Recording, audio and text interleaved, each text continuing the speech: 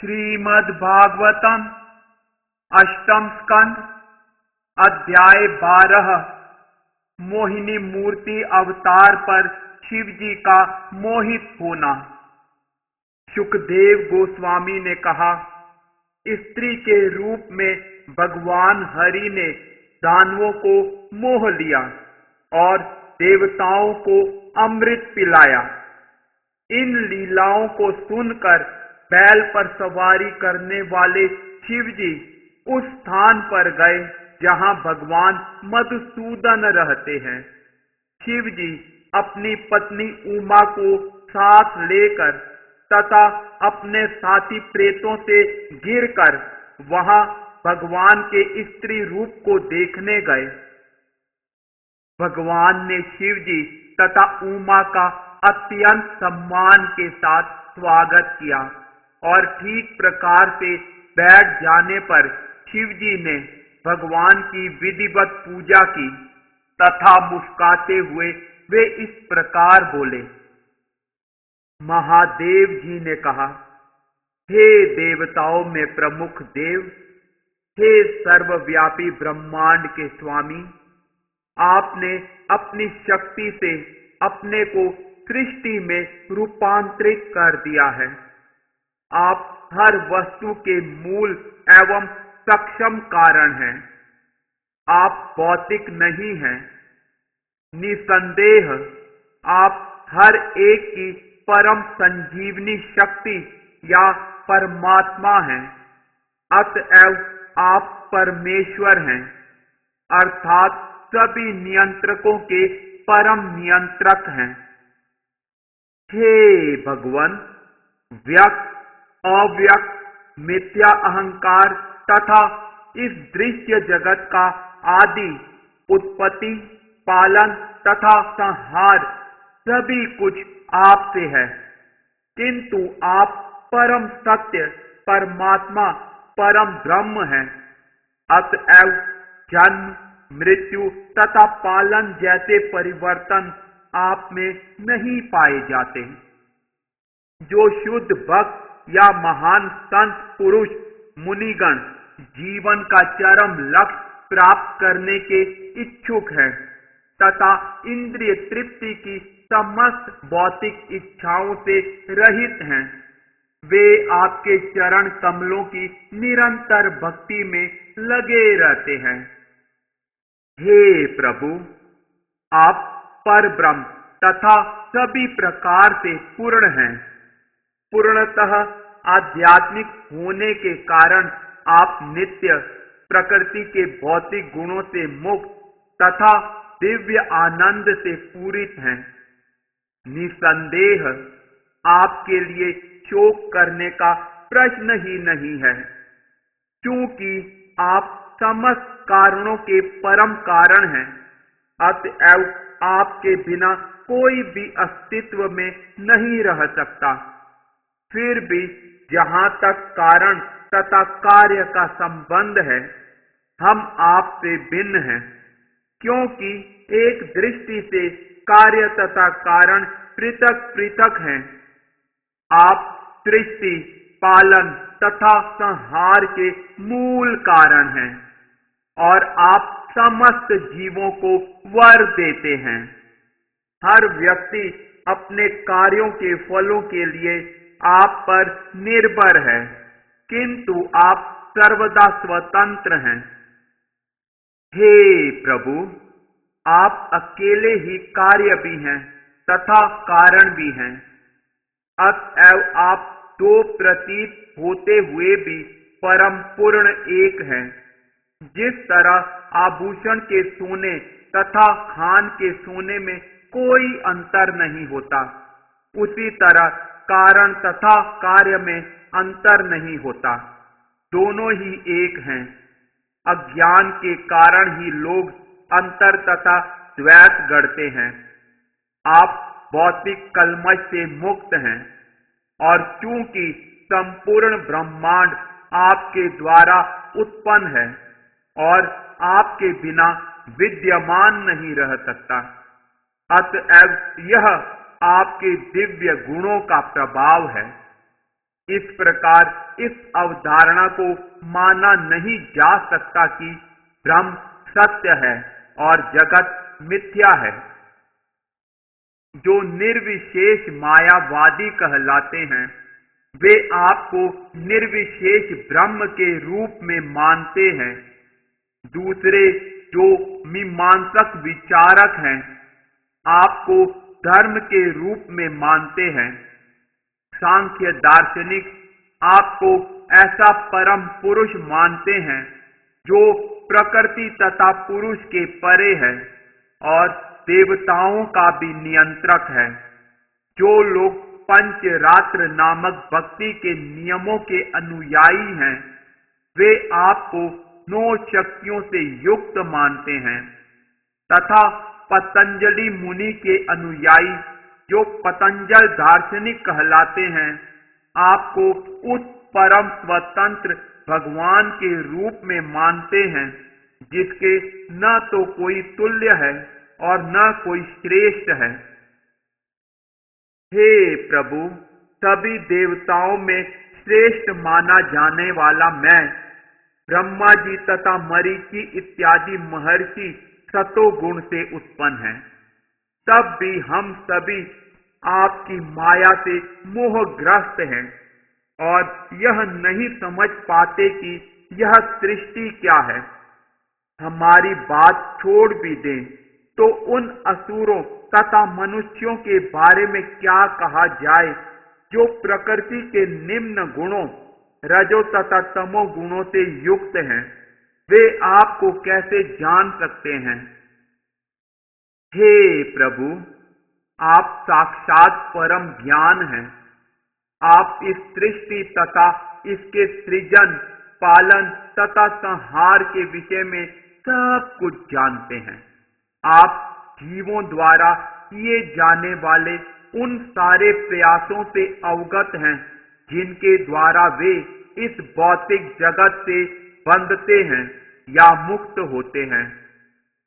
जिस प्रकार वायु विस्तीर्ण आकाश के साथ साथ समस्त चराचर प्राणियों में प्रविष्ट करती है, उसी प्रकार आप सर्वत्र विद्यमान हैं, अतएव सर्वज्ञ हैं।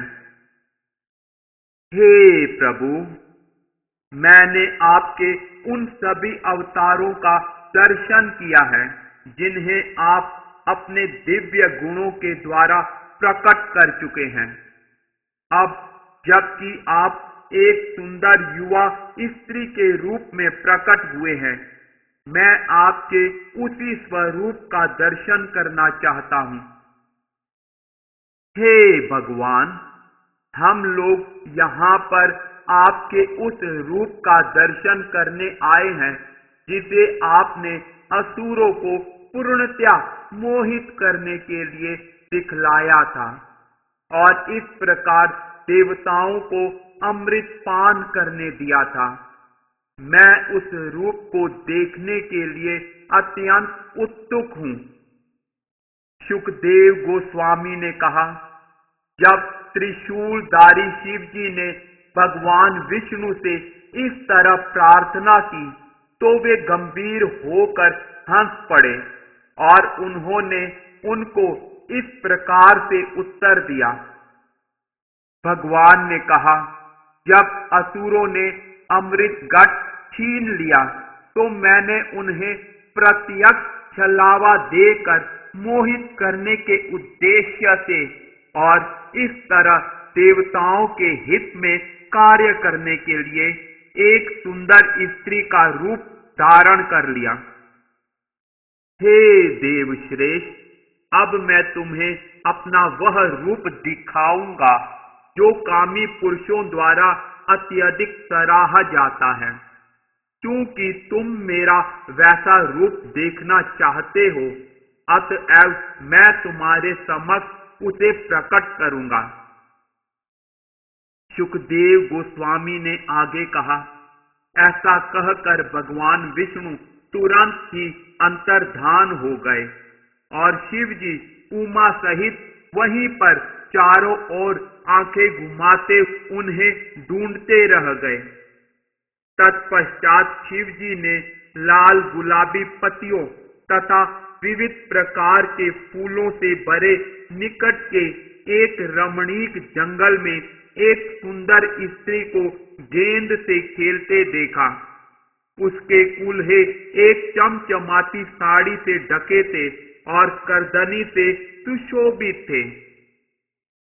चूंकि गेंद ऊपर तथा नीचे उछल रही थी, वह जब उससे खेलती तो उसके स्तन हिलते थे और जब वह अपने मूंगों जैसे लाल मुलायम पांवों से इधर उधर चलती तो उन स्तनों के भारी बोझ से तथा फूलों की भारी माला से उसकी कमर प्रत्येक पग पर टूटती हुई प्रतीत हो रही थी। उस स्त्री का मुखमंडल चौड़ा तथा सुंदर था और चंचल आंखों से सुशोभित था और वे आंखें उसके हाथों द्वारा उछाली गई गेंद के साथ इधर उधर घूम रही थी। उसके कानों के दो जगमगाते कुंडल उसके चमकते गालों पर सांवली छाया की तरह सुशोभित हो रहे थे और उसके मुख पर बिखरे बाल उसे देखने में और भी सुंदर बना रहे थे। जब वह गेंद खेलती तो उसके शरीर को ढके रखने वाली साड़ी ढीली पड़ जाती और उसके बाल बिखर जाते। वह अपने सुंदर बाएं हाथ से अपने बालों को बांधने का प्रयास करती और साथ ही दाएं हाथ से गेंद को मारकर खेलती जा रही थी। यह इतना आकर्षक दृश्य था कि भगवान ने अपनी अंतरंगा शक्ति से इस तरह हर एक को मोह लिया। जब शिवजी इस सुंदर स्त्री को गेंद खेलते हुए देख रहे थे, तब वह कभी इन पर दृष्टि डालती और लजाकर थोड़ा हंस देती। यों ही शिवजी ने उस सुंदर स्त्री को देखा और उसने इन्हें ताका, त्यों ही वे स्वयं को तथा अपनी सर्व सुंदर पत्नी उमा और अपने निकटस्थ पार्षदों को भूल गए। जब गेंद उसके हाथ से उछलकर दूर जा गिरी, तो वह स्त्री उसका पीछा करने लगी, किंतु जब शिवजी इन लीलाओं को निहार रहे थे, तो अचानक वायु का झोंका उसके सुंदर वस्त्र तथा उसकी करधनी को, जो उसे ढके हुए थे, उड़ा ले गई। इस प्रकार शिवजी ने उस स्त्री को देखा जिसके शरीर का अंग प्रत्यंग सुगठित था, और उस सुंदर स्त्री ने भी उनकी ओर देखा। अतएव यह सोचकर कि वह स्त्री उनके प्रति आकृष्ट है, शिवजी उसके प्रति अत्यधिक आकृष्ट हो गए। उस स्त्री के साथ रमण करने की कामेच्छा के कारण अपना विवेक खोते हुए शिवजी उसके लिए इतने पागल हो उठे कि भवानी की उपस्थिति में भी वे उसके समीप जाने में तनिक भी नहीं हिचकिचाए। वह सुंदरी पहले ही नंगी हो चुकी थी और जब उसने देखा कि शिवजी उसकी ओर चले आ रहे हैं, तो वह अत्यंत लज्जित हुई। इस तरह वह हंसती रही, किंतु उसने अपने आप को वृक्षों के बीच छिपा लिया। वह किसी एक ही स्थान पर खड़ी नहीं रही। शिवजी की इंद्रियां विचलित थी और वे काम वासनाओं के वशीभूत होकर उसका पीछा करने लगे, जिस तरह कोई कामी हाथी हथनी का पीछा करता है। तेजी से उसका पीछा करते हुए शिवजी ने उसके बालों का जूड़ा पकड़ लिया और उसे अपने पास खींच लिया। फिर उसके न चाहने पर भी उन्होंने अपनी बाहों में भरकर उसका आलिंगन कर लिया। जिस तरह हाथी हथनी का आलिंगन करता है, उसी तरह वह स्त्री जिसके बाल बिखरे थे, शिवजी द्वारा आलिंगित होकर सांप की तरह सरकने लगी। हे राजा, यह बड़े और ऊंचे नितंबों वाली स्त्री भगवान द्वारा प्रस्तुत की गई योग माया थी। उसने अपने को जिस तिस भांति शिवजी के आलिंगन से छुड़ाया और वह भाग गई।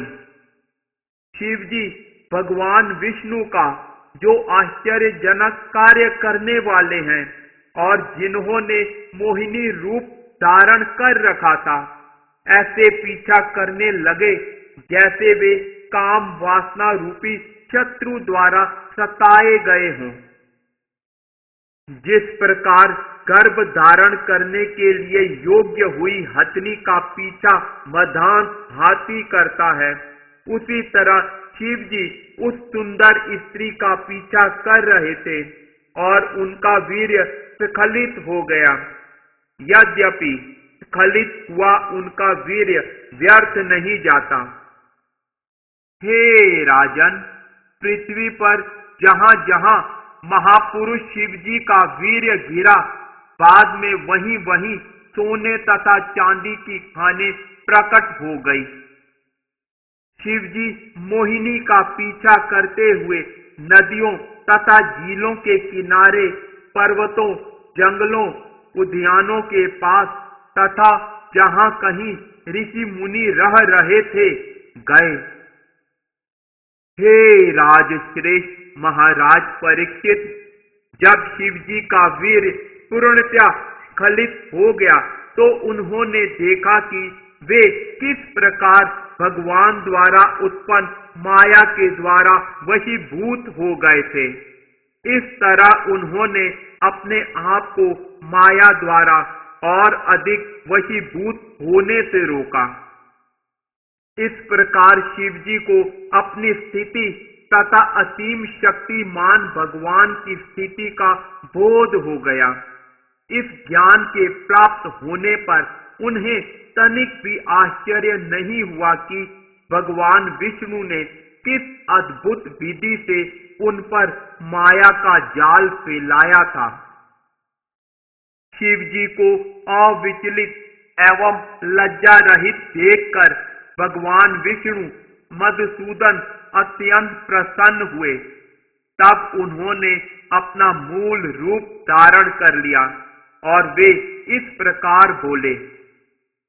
भगवान ने कहा, हे देवताओं में श्रेष्ठ, यद्यपि तुम मेरे द्वारा स्त्री रूप धारण करने की मेरी शक्ति द्वारा अत्यधिक पीड़ित हुए हो, किंतु तुम अपने पद पर स्थिर हो, अतएव तुम्हारा कल्याण हो।